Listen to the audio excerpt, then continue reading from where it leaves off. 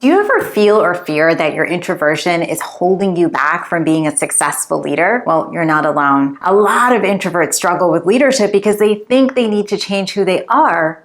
But what if that's not true? Now, yes, being introverted can bring up a host of unique challenges that can prevent you from really reaching your full potential, but it's not absolute. Which is why in today's video, I'm going to reveal for you how you can leverage your introverted strengths to become a powerful leader without losing your authenticity. We'll explore the barriers that might be holding you back, help you identify if you're doing them, and most importantly, show you how you can change them. Plus, I'll be sharing some insights from my experience of having coached hundreds of people managers. So first, what even is an introverted leader, and how do you know if you are one and if this video applies to you today? Well, it's time for a pop quiz. Are you the type of person that enjoys spending time alone? Like, do you gain your energy from being in solitude? Do you need time to recharge after a social interaction? Do you find joy in meaningful and in-depth conversations rather than, the small talk? And would you consider yourself to be observant and reflective? Well, if you answered yes to those questions, or even the majority of those questions, then you're definitely in the right place. So with that being said, let's get down to business. So have you ever heard someone say, I'm not good at XYZ, and so therefore I'll never be able to do ABC, or I never did well at public speaking, so I know I can never lead meetings. Maybe after hearing them say that, you thought to yourself, that's too bad that they believe that to be true, because that's exactly what's holding them back from being able to achieve that thing that they want to do. Well, over the years, I've experienced this with a lot of introverts who have some really deep-seated beliefs about themselves that are actually holding them back. I'm not throwing shade because let me tell you, I'm an introvert too, so I get it. But here's the truth. Being an introvert is a strength. Now, I know you might not believe me because one of the characteristics of some of us introverts is that we're also hypercritical of ourselves.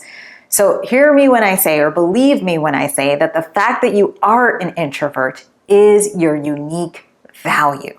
It is not something that you need to pummel out of you. Now, do you have to learn how to operate in an extroverted world? Yes. Is it going to be harder for you?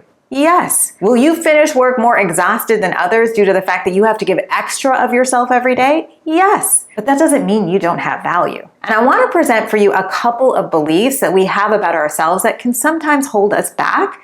And I want to present to you a couple of reframes so that you can see the value that you provide or that you bring to the table. So one of the things that we sometimes struggle with is the fact that we're processors. We're not going to be the very first person to say something in a meeting. In fact, most times we're one of the last. And sometimes if no one is paying attention, we will slide out of there without saying a word. Am I right? Well, on the surface, if we're comparing ourselves to others, it's really frustrating to hear someone else talk and think to ourselves, man, how can that person talk on the fly and I just can't think of something quick enough? But I want to offer you this reframe. What's at the core of the need for you to think and process? Isn't it that you want to be thoughtful? I know for me, and you'll have to let me know in the comment section if you agree, but for me, it's really important that what I say is not a reaction, but a response. And that I'm considering factors, asking clarifying questions before I speak. Now, for some people, the speaking is what gets them to that clarity, and that's their strength. Great. But because that's their way to do it, it doesn't mean that it's the right way. Because if we all spoke too soon before thinking, where would we be? In a team, we also need thoughtful processors. People who are thinking through the nuances of different things and asking questions before they respond. Okay, let's consider a second belief that sometimes can get in the way or be a cause of frustration that holds us back. Not being fully comfortable in large groups. So I remember I had a student, Renee, who was in the program last year. And if you're watching Renee, because I know sometimes she watches the channel, hey. But I remember Renee saying, and I'm kind of paraphrasing here, she said, I tend to hide at my desk because the social interactions are too much for me. And I'm afraid that this is getting in the way of connecting with my team. And she was troubled by that sincerely. And I think more than that, you could see that it was frustrating her that this was the case, right?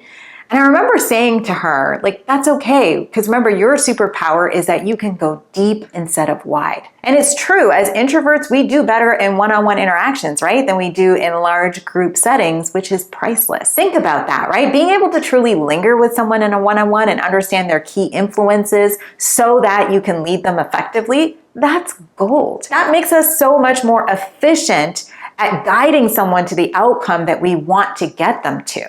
So yes, you are going to have unique challenges as an introverted leader, but the other truth is you have unique strengths.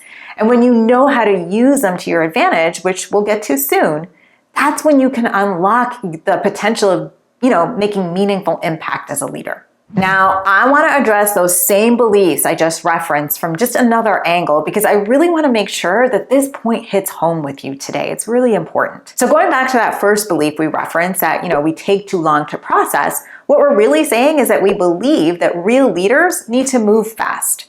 Second one, right? On the surface, we don't do well in large groups. Underneath it, real leaders are good with large groups of people. Are you spotting a theme here? It's imagery. Because what you might have created in your mind is an image of what a real leader looks like and sounds like that you might actually be using as the bar for comparison, which is likely leading to thoughts like, am I cut out for leadership? How will I be noticed if everyone else is louder than me? Do I need to change my personality in order to succeed? Will my team take me seriously? It's the image you have in your head that's led to you questioning your own ability, which makes succeeding so much more difficult because if you're questioning your ability as a leader, chances are your team is too. But it also leads to a secondary issue, which is this: trying to lead the way you think you're supposed to lead, which leads you to a place where you're even less effective. And there are a host of reasons for this. Number one, the cognitive load of being someone that you're not will definitely tire you out, and at some point, you will begin to resent it. Number two, trying to be someone who you're not creates this wall of inauthenticity, which is needed, right, for trust. Because when you act against your natural personality for no reason other than the fact that you think you're supposed to do it, it makes you feel even more like an imposter because you are in someone else's skin in a sense. All leaders, including the ones that you think look more leadery than you, have challenges that are unique to them, and all teams have a unique set of needs, which is why the key to success as a leader is developing your own leadership style and then knowing what secondary style you require to serve your team to your highest potential. There's something else I've observed in introverted managers that I've coached, which is this. When they first join my program, they often blame their lack of confidence or their personality, their introversion. But when they graduate, those confident issues seem to disappear. Was it because they got a personality transplant during the time that they were working with me? No. What they did do, though, is develop leadership skills, gain a deeper understanding of themselves. They learned frameworks to follow so that they don't need to second guess themselves. They took advantage of the opportunity to practice having the kind of difficult conversations that used to freak them out. Basically, they addressed all the real reasons they were questioning their potential as leaders, which almost never has to do with their personality. Which brings us to the most important point of this whole video. There's only one way to know if you're cut out for leadership, and it comes down to how you answer these two questions. Do you feel called to leadership? Are you prepared to do what it takes to become an impactful leader? Because if your answer is yes, then go sign up for my free training at makedaandrews.com/training, because I'm going to walk you through my tried and tested framework for everything that involves.